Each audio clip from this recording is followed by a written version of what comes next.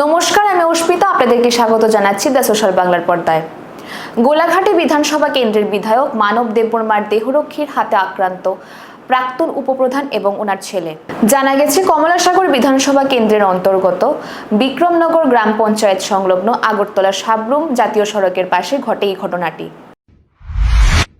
জানা যায়, প্রাক্তন উপপ্রধান রতন দাসের উপর পরিকল্পিত আক্রমণ চালায় বিধায়ক মানব দেববর্মার দেহরক্ষীর নেতৃত্বে একদল দুষ্কৃতীরা।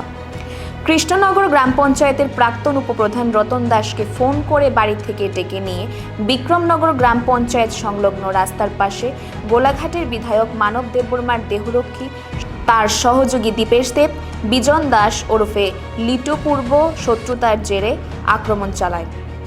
রতন দাসকে বাঁচাতে ছুটে আসেন ওনার স্ত্রী এবং পুত্র। দুষ্কৃতীরা রতন দাসের স্ত্রীকে ধাক্কা দিয়ে ওনার পুত্রকে আক্রমণ করে। এই আক্রমণে রতন দাস গুরুতরভাবে আহত হয় এবং ওনার পুত্রও আহত হন। এই ঘটনাটি প্রত্যক্ষ করতে পেরে আশেপাশের লোকজন ছুটে এসে ঘটনার মাস্টারমাইন্ড গোলাঘাটের বিধায়ক মানব দেববর্মার দেহরক্ষী সমৃত লস্করকে আটক করে গণধোলাই দেয়। পরে স্থানীয়রা আহত রতন দাস এবং ওনার পুত্রকে উদ্ধার করে হাপানিয়া মেডিকেল কলেজ হাসপাতালে নিয়ে যান।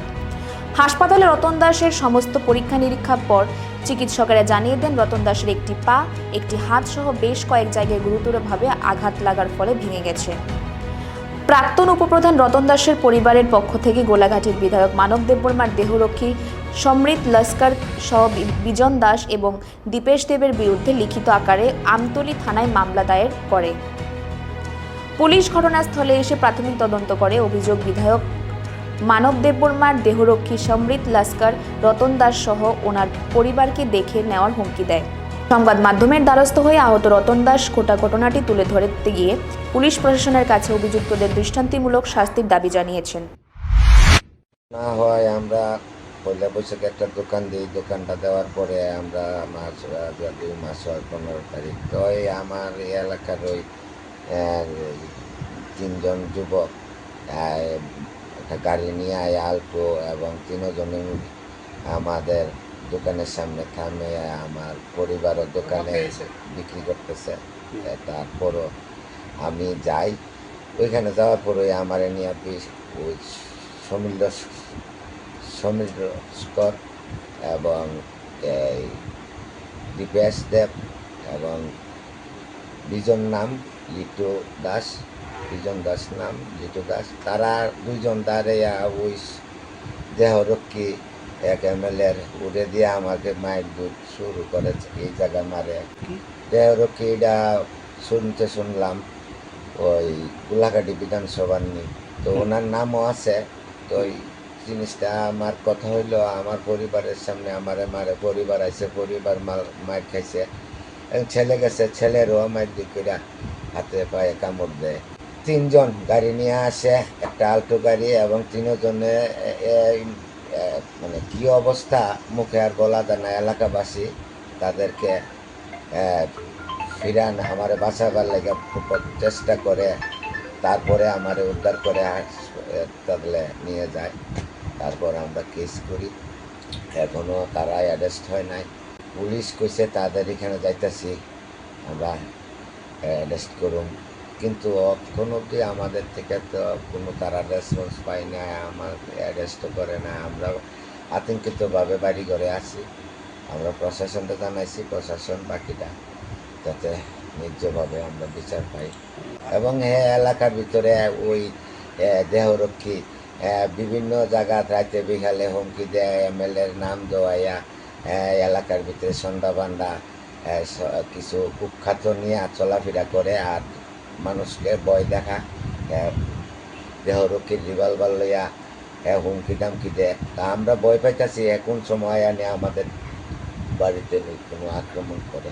হয়তো কালকে আমার হাতে বালা দিয়া ঘুষি দেয়, চোখে ঘুষি দেয়, টাপনাটার লাথি লাগে, পায়েটার ভিতরে বুড় জুতা দা মুড়া দেয়।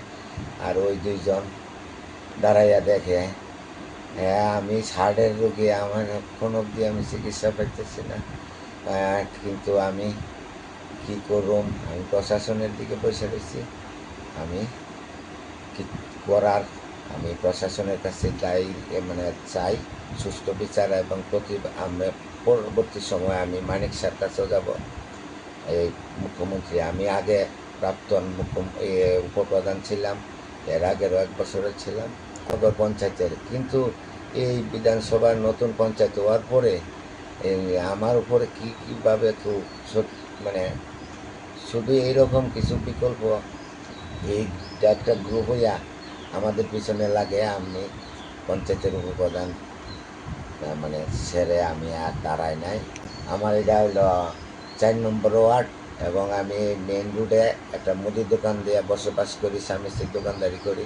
দোকানের ভিতরে গিয়ে আক্রমণ করে এবং আমার স্ত্রীকেও মারধর করে, আমাকে ফালাইয়া এইগুলো ভাঙচুর করে। আমার নাম রতন দাস, বাবার নাম হরণ।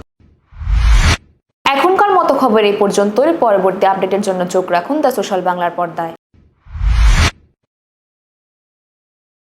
বাগবাড়ি লেম্বুছড়া স্থিত Rajarshi college of education and skill Tripura সরকারের অনুমোদিত এবং ত্রিপুরা বিশ্ববিদ্যালয় দ্বারা এফিলিয়েটেড একটি ইংলিশ মিডিয়াম কলেজ, যেখানে ছাত্রছাত্রীদের যাতায়াতের জন্য রয়েছে বাসের সুবিধা।